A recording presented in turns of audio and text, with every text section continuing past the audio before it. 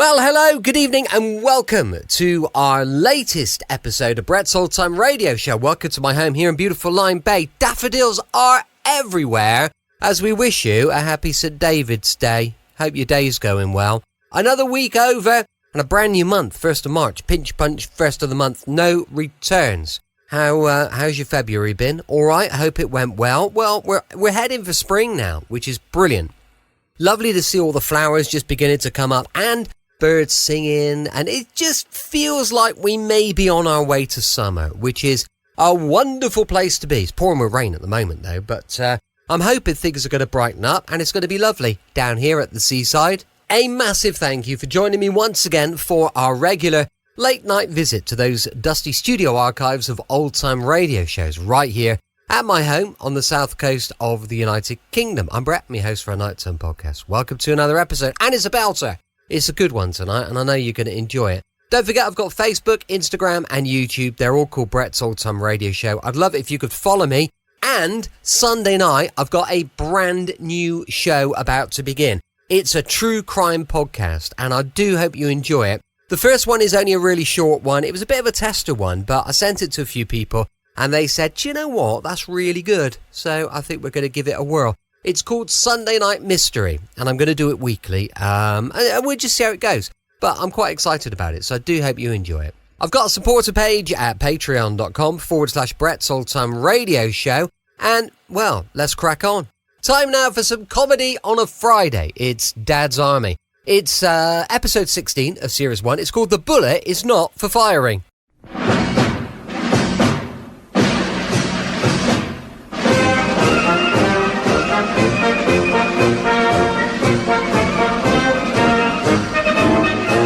We present Arthur Lowe, John LeMessurier, and Clive Dunn in Dad's Army. Episode 16, The Bullet Is Not for Firing, featuring Arnold Ridley, with this week's guests, Graham Stark, Frank Williams, Michael Knowles, and Timothy Bates. Here is the news, and this is John Snagg reading it.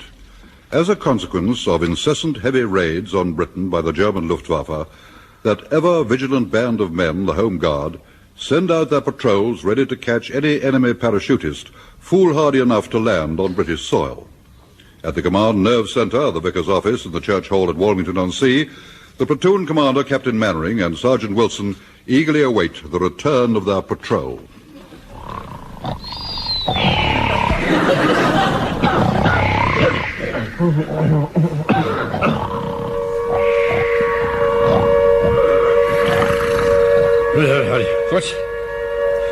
What's that? It's the all clear, sir. Good heavens, Wilson. What time is it? It's about 6 o'clock, sir. 1800 hours, eh? No, sir, that's at night. Well, isn't it night? No, it's the morning. Oh, is it? Did you drop off, sir? No. Oh, I thought you did. I mean, your eyes were closed. I was just resting them, Wilson. I wasn't asleep. Very far from it. Yeah. Well, you see, with all the responsibilities you have, sir, I wouldn't blame you for taking 40 winks. I did not take 40 winks, Wilson. Well, I'm sure you were 100% alert all the time, sir. I was. Even if you were snoring. That's enough. Patrols will be back soon. Go and get the kettle on. Sir? You got any matches? Well, there should be some out in the hall. Right. After you, sir. They need a hot drink, poor devils, after being out all night. You know, I think it's a bit absurd, you know, the way they get us to stand to, just because someone reports seeing a parachute. I mean, who's to say it wasn't one of our pilots, anyway? Well, that's hardly likely, is it? Well, could you pass me the kettle, please? Here you are. Thank you. I mean, we shoot down literally hundreds of their planes, but you'll notice that you very rarely read about any of ours being shot down, do you? No, we don't read about it, sir, no, sir, but surely common sense tells you it must happen sometime. I don't want any of that sort of talk here, Wilson. Some of those planes on their way back to Germany were obviously stricken. One was practically touching the rooftops. The one that was loosing off his machine gun. From the smell of it, I think they must have hit the gasworks. You haven't let the gas ring. Haven't we? Oh, dear.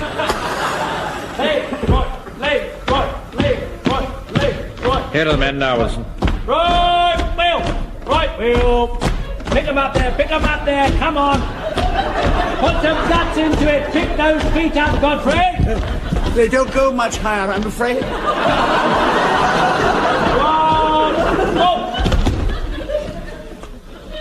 Squad reporting back from patrol, sir. Very good, Jones. Now, just hand back the ammunition. Ah. Well, we haven't got none, sir. You haven't got none? What have you done with it? Well, I have to report, sir, that we engaged an enemy plane with rapid fire, sir. You did what? It was so low you could almost touch it. Jones here was fixing his bayonet. Are you sure it was one of theirs, Walker? Positive, Sarge. Definitely. Yes, so we let him have it right up, sir. And, sir, I have to report he did not like it, so he did not like it. They don't like it, you know, sir. And he was weaving from side to side, and then he disappeared with black smoke coming from his engine nasals, sir. Oh. You mean you think you shot him down? Well, either I saw those 2 Spitfires on his tail. It's very serious, Jones. You know perfectly well we only have 5 rounds each. If the enemy flings himself upon us tonight, this platoon will have to stay indoors, won't it? No, so we've still got the bayonets, haven't we? And I still have my rounds, sir. Oh, how's that, Godfrey? Well, you see, I put them in a little pocket in my camel hair cardigan. By the time I'd undone all the buttons on my overcoat and battle dress blouse, the plane passed out of sight. Yes, well, one hardly knows whether to be pleased or sorry about that, does one? The buttonholes were awfully small on those greatcoats. I don't know whether anything can be done about it. I know a geezer will fix that for you in a jiffy. Charge you $1 each. It's very reasonable to me for new buttonholes. He doesn't do that. He files down the old buttons. That'll do, Walker. We'll have to report this to HQ, Wilson. Meanwhile, attend to your rifles. The kettle's boiling. Oh, some tea. Good. That's good news. I'm absolutely dying for a cup of tea. Tea comes later, Godfrey. Our first thought must be for our weapons. They need pulling through and boiling out. Here, hold on a minute. We're all gasping. We've been on stag all night. We've been on our toes all night, too, haven't we, Sergeant? Yes, sir, in a manner of speaking. Now, we're a front-line fighting unit. Our first thought must be for our weapons. They get the first water, pull them through, and boil them out. Right, that'll be all. I must go and make a report to HQ. Carry on, Sergeant. Right, sir. Right, fall in, you chaps. Here, what a lot of bull, Jonesy, eh? The insides of the rifles can wait, the inside of me can't. I don't want none of that bullshit talk, you know, Walker. We'll do what Captain Manridge says, even if it is a lot of bull. All right, well, start pulling your rifles through, you chaps, will you? Well, could have let us have a cup of char first. I mean, it's not as if we were regular soldiers. They can fall into kip after being on standby all night. We've got to go and do a day's work. You don't call what you do a day's work, do you? Here, now listen. That whiskey you get every week don't fall off the lorry on its own accord, you know, Jonesy. It has to be sort of pushed. Yeah. Well, it comes very hard when you have to work with a brain like I do. Oh, come off it, eh? I mean, all you have to do is give a couple of good wallops with your chopper and keep your fingers out the way. That's all you know, Joe. You want to try it sometime. Here I am with a long roll of boned rib. I'll have 3 books, she says. That's 3 1 1/8 at 2 and 2 a pound. Now, where do I slice it? That's the point. Where do I slice it? Go on. You do what you always do. Give 'em short weight and put your hand on the scales. That's liable, that is liable. Look, never mind about that. Just get your pull through into the barrel and stop moaning. You shouldn't make charges that you can't These barrels are getting smaller, aren't they? Aren't they, Godfrey? Anything the matter, Mr. Jones? Well, I can't, but my pull-through stuck in the barrel. Oh, dear. I've never been quite sure how to use those things. Sorry I can't help you. No. You know, it's quite simple, Godfrey. Look, you've got a piece of string with a weight on the end, right? Oh, yes, I understand that, Mr. Walker. Good, we're making progress. Now, on the other end of the string, you tie a piece of 4x2. Why is it called 4x2? Because it is a piece of cloth measuring 4 inches by 2 inches. That's very clever, isn't it? No, not really. Anyway, now, see, look. You drop the weighted end of the string down the barrel, see? There you go. Right. Now, when it comes to the other end, you pull it, see? And a piece of cloth comes through the barrel, leaving it bright and shiny. Oh, thank you. That's most helpful. Well, mine isn't coming through all bright and shiny. Here, let's have a look. Oh, blimey, Jonesy, what you got on the end of this pull-through? One of your old nightshirts? Hey, hang on a minute, I'm just going to have a word with Mr. Mandarin. Come in. Yes, Walker? Oh, this ammo, I think I can get it for you, sir, under the counter, like. No, Walker, thank you very much. Quite out of the question. But how much will it cost? Oh, well, it'll come out about a bob around, Mr. Wilson. No, we couldn't possibly do that. Well, where does it come from? Oh, that's easy. There's an Irish battalion at Gallshead. Well, surely they don't sell that ammunition. You get up the booze at 10 o'clock on a Saturday night, they'd sell you the Pope. Right, that'll be all, Walker. Go and boil your rifle. Oh, well, sorry I spoke. Well, if it's the money you're worried about, sir, I expect we could have a whip round. I won't hear of it, Wilson. It's dishonest. Well, would you object if I got Walker to sort of hire it? What are you talking about? Well, perhaps he could get it on sale or return, you know. What we don't use, we could send back. Look, Wilson, this is war, not the Rotary Club dance. I better see how the men are getting on. They seemed a bit truculent when they came off patrol. Well, I think they're just a bit tired and thirsty, sir. Yes, I'd better go in and boost their morale. Well, I wouldn't if I were you, sir. You know, Wilson, I sometimes wonder if you have the stomach for this job. Yes, well, there, of course, you have the advantage of me, sir.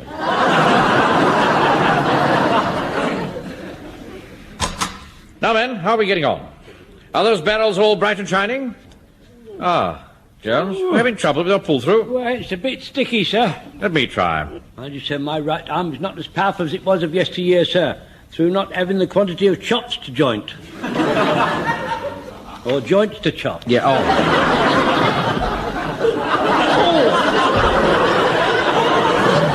What have you got on the other end of this pull-through?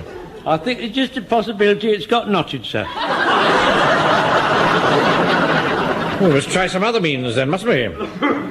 Just watch this, men, will you? It's a little wrinkle I learned in the last conflict. We tie the end of the pull-through to some immovable object. Now, let me see. Yes, this banister rail should serve the purpose. Just like Roy Rogers ties trigger. Well, roughly speaking, yes, not too bad. There we are. Now, having tied the pull-through securely, take a firm hold of the rifle. Just give me plenty of room here, will you? Now then, all that's needed is a sharp jerk. So!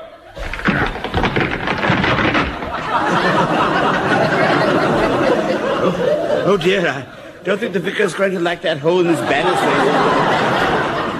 Well, don't worry, we'll get it mended for him. We must evidently attach it to something more substantial. Now, this pillar looks solid enough. I'll tie it round this.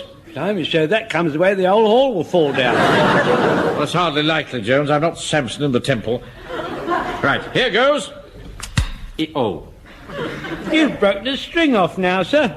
How am I going to get the rest of it out of my rifle? Well, It's all bunged up. Look at it, sir. Look at it, sir. It's all bunged up. Yes, it poses a bit of a problem, doesn't it, sir? Yes, I know that, Wilson. Well, perhaps there's an artificer at Area Command. Jones is not taking this rifle to Area Command. He'd look a complete idiot, wouldn't he? There are millions of red ants in one of our window boxes. If you pour a drop of honey down the barrel, they might eat it away. Give them time. I don't think we have that much time, Godfrey. I could get you the honey. Some powerful spirits, that's what we need. How about a teaspoonful of Arpic? That clears most things. Yeah, all right, Walker. It's enough of that. Bring me that stair rod, Wilson. Do you think that's wise, sir? Just bring it, will you? All right, very well. That's parish property, you know, Mr. Wayne. I'm well aware of that, Godfrey. Here you are, sir. Thank you. Now shove it into the barrel. That's it. Walker, Sir? tap the rod in with your rifle butt. Do you think you should, sir? Will you leave this to me, Wilson?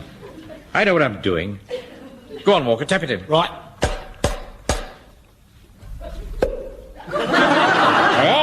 That shifted it. There's the rifle, Jones. Let's take the rod out, and it's as good as new. Thank you very much, sir. Now listen to me, men.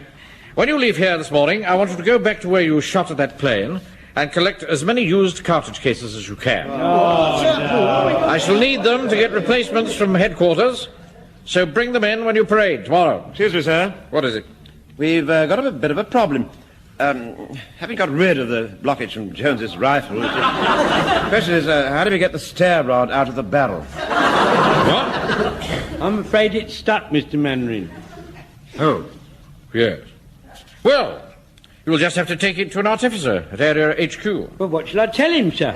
Oh, well, you'll just have to say that you did it during bayonet practice. Tell him you missed the target and ran onto a stair rod. I think that sounds reasonable enough, don't you, Wilson? Oh, yes, sir, yes. I'm sure it happens all the time.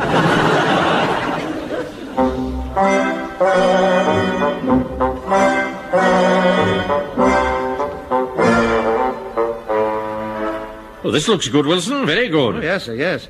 The men have found nearly 50 cartridge cases. I must put them somewhere safe. I shall need these as evidence. Evidence? At the Court of Inquiry. Oh, what, sir?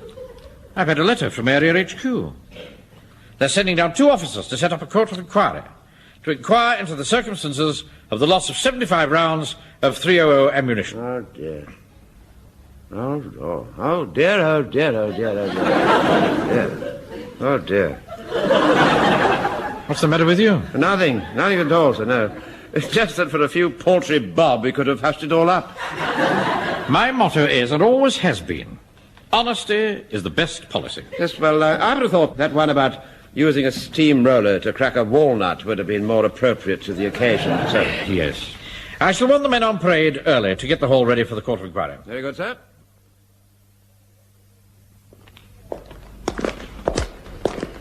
Now, this must be it, Pringle.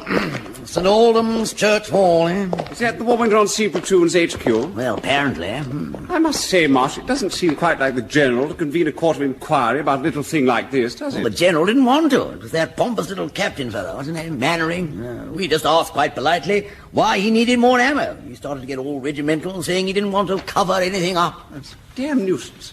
I've got 2 tickets to that Leslie Henson show tonight. Yeah. Taking a wren. Yeah. Is she commissioned? Not really. No. She's a sort of midshipwoman. No. Trust the Navy to think up something like that, eh? We'll cut it short then, eh? You bet. I want to get back. I'm having a 5-shilling utility dinner at the Ritz. I'm taking a fanny. Commissioned? I don't know. They all look alike to me. Come on.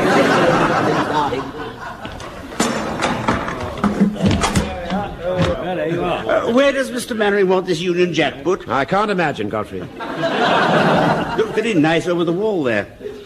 Here, perhaps Mr. Mannering's going to drape it round himself like Britannia. I heard that, Walker. And I don't think it's very funny. Sorry, sir. Drape it over the table, Godfrey. The 2 officers from Area HQ will be here very soon. Now, let's show them that we can do things properly. Oh! Blimey, it's the chocolate soldier. Good heavens, Jones. What's that you're wearing? Full dress uniform, sir. Lord Kitchener always liked to see us wearing it, sir, when we was on a fizz-up. You'll notice the red coat, sir, worn by the British Army for over 200 years. Trouble was, red shows up, a lot of soldiers got killed, and they got fed up of it. Thank you very much, They Jones. didn't like it, you see. They did not like it. And one day, in India, they covered themselves in dust, and they didn't get shot anymore. So, hence the expression, khaki. That's an Urdu word, sir. It means dust. Hence the other expression, not so dusty. Look, that'll do, Jones. Or you could say, not so Urdu. All right. I've taken the liberty of bringing you my sword, sir. Sword? What's that for? Yes, sir. We always used to have a sword on the table in front of the senior officer in the Sudan, sir. We always liked to give the whirling dervishes a fair trial before we shot them. Yes, well, it's a kind thought, Jones. We'll keep it in reserve. Now, pay attention for a moment, will you? Now, I know that some of you think I'm letting you down by calling in Area Command, but consider this. To fight for our homes and loved ones, we must have ammunition. I know the way the Army works, and believe me, this is the only way we'll get it. Excuse me, sir. Yes, Godfrey? This box has just arrived from Area HQ. I think it's the ammunition. Ah, well, obviously they were impressed by the fact that we tackled the problem in the correct manner. Issue it at once, Samuelson. Sir? Oh, and the 2 officers from HQ are here, sir. They seem rather pleasant gentlemen. Quite young. Right, Wilson. Parade the men outside. Right, sir. Godfrey, bring the officers in here. Right you are, Mr. Mannering. Ah, Captain Mannering. Oh, good afternoon, Vicar. I gather that someone interfered with my balusters yesterday. Yes, I'm sorry about that, Vicar. We will be responsible for the repairs. It does seem a pity that you can't show more consideration for church property. Well, I'm sorry. There is a war on, you know. If you ask me, most of the damage is being done by the ones who are supposed to be on our side. Oh, come now, Vicar. I still haven't got over your doing Bennett practice during matins. It made the choir very shaky in the canticles. If you don't mind, Vicar, I have a court of inquiry starting here. And I have a meeting in the side office, if only I can see it for maps and guns. We'd better discuss this later. Oh, Captain Mannering, here are the officer gentlemen. Oh, good afternoon, officer gentlemen. Good afternoon. I'm Captain Marsh, and this is Captain Pringle. How do you do? How do you do? All ready for you, gentlemen? Oh, good. We're pretty keen to bash on, Captain Mannering, so may we start? Of course. We both have some pretty urgent affairs to attend to. Right, gentlemen. We'll take a seat. We'll start right away. Thank you. Mr. Speak, sir. Yes, Jones? The men have fallen in outside, sir. Good, good. Sir, you stand by to call in the witnesses. Sergeant Wilson will take down the evidence. And I will now read the order convening the Court of Inquiry. The Court of Inquiry will assemble at St. Aldham's Church Hall, Warmington-on-Sea, at 17:30 hours on Thursday, the 17th of April, to inquire into the loss of 75 rounds of .300 ammunition by number 1 platoon, B Company, Warmington-on-Sea. Yeah, well, we'll take that notice as read, shall we, Pringle? Oh, yes, let's. Oh, very well, gentlemen. Can we call the first witness? Mr. Speak, sir. Yes, Jones. I would like to volunteer to call the first witness. Call Private Walker. Very good, sir. Call Private Walker. Call Private Walker. Call Private Walker. Call Private Walker. I've called Private Walker. Did someone call me? Yes, just a minute, Walker. I put a man on the door, sir. Right, Wilson, sit down and carry on taking notes, will you? Now, Walker, let's get started. Yes, sir. The witness is ready for you, Captain Marsh. Thank you. What's your name? Joe Walker, sir. Wholesale supplier, scrap dealer and private. What happened? Yeah, just excuse me, Captain Marsh. Shouldn't the witness be on oath? Well, he doesn't have to be, but I suppose if you want it that way, you can swear him. It's my experience, gentlemen, that if you do a thing the right way, there are no comebacks. Hand me the Bible, Wilson. I haven't got one, sir. You haven't got one. I told you to provide a Bible. You never said a word about a Bible. I distinctly remember telling you to bring a Bible. When I told you to order the extra milk. Here, I know what I can lay my hands on one, Captain Mannering. A quid, gold letters on the back, authorised version, no rubbish. There's no time for that, Walker. We're allowed to take evidence without oath. Why don't we just get on with it? Well, under the circumstances, I think perhaps we should. Here, Mr. Mannering, if you want to play it my way, I can lay my hands on 75 rounds at 8 o'clock tonight, £2.10. Continue with your evidence, Private Walker. Take this down, Wilson. Right, sir. Oh, well. We were swanning around by the waterworks like, minding our own business, when out comes this dirty great idol. Look at that Jonesy, I says. Jonesy's the cook, you see. Just a minute. Do you mind? Excuse me. What is it now? Well, you see, if I'm supposed to be taking all this down, do you understand? And I've only got as far as swanning around. We've got the gist of it. Carry on, Walker. Right, well, look at that, I says. What, says Jonesy? A big angle, I says. Where, he says. There, I says. I can't see it, he says. His eyes being on the blink, of course, him being the age he is. Of course, he's over 70, you know, and a little bit deaf. I've heard that. All right, Judge, I think you'd better wait outside. Yes, right, sir, I will. I'll wait outside, sir. Right, sir. Thank you very much, sir. I shall be on my way outside, sir. Thank you, sir. Just going outside, sir. Sir.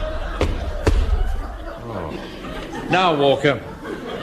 Just, Mr. Mannering? Yes? I'm outside now, sir.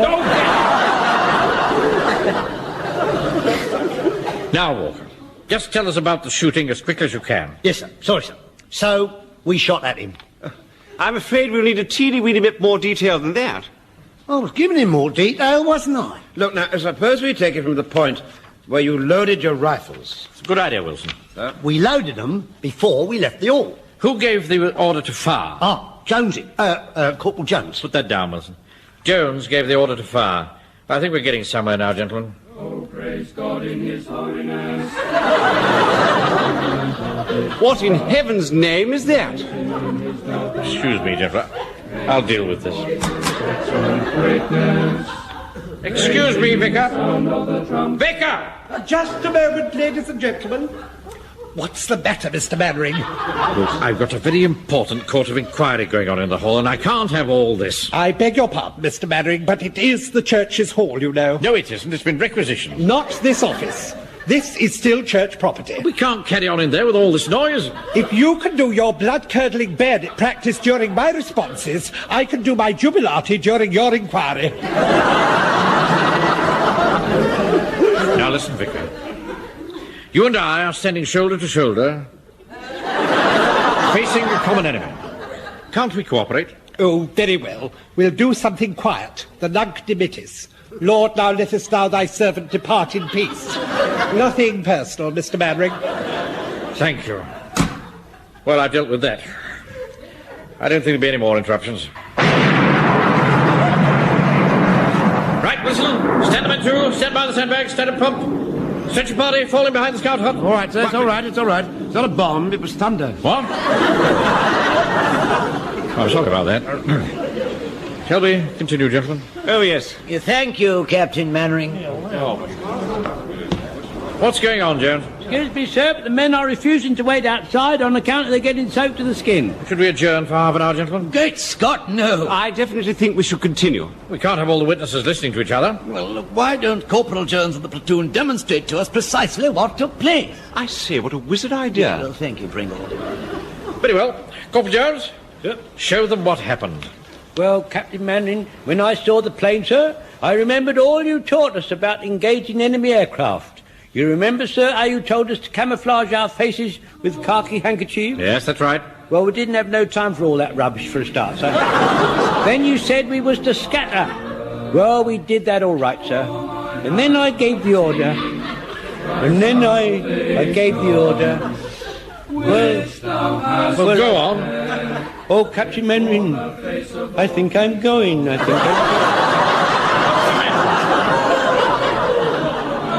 I can hear angels' voices, sir.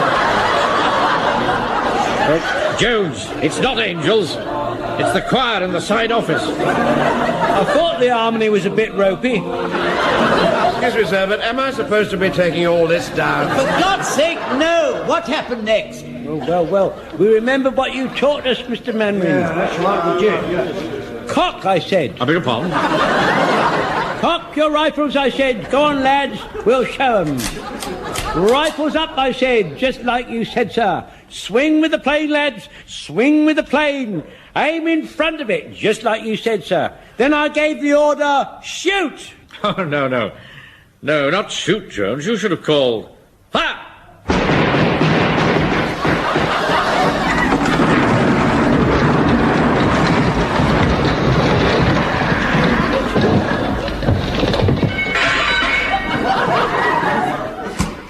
What on earth was that noise? Oh, really, look at my roof. You're vandals, a bunch of vandals.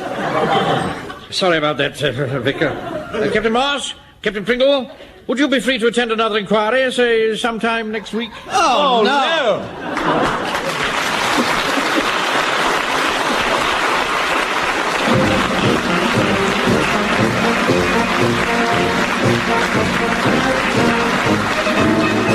In that episode of Dad's Army from the original television series by Jimmy Perry and David Croft, you heard Arthur Lowe as Captain Mannering, John LeMessurier as Sergeant Wilson, Clive Dunn, Corporal Jones, Arnold Ridley, Private Godfrey, Graham Stark, Private Walker, Frank Williams, the Vicar, Michael Knowles, Captain Pringle, Timothy Bateson, Captain Marsh, and all the choir by John Whitehall. The Bullet Is Not for Firing was adapted for radio by Michael Knowles and Harold Snowd and produced by John Dias.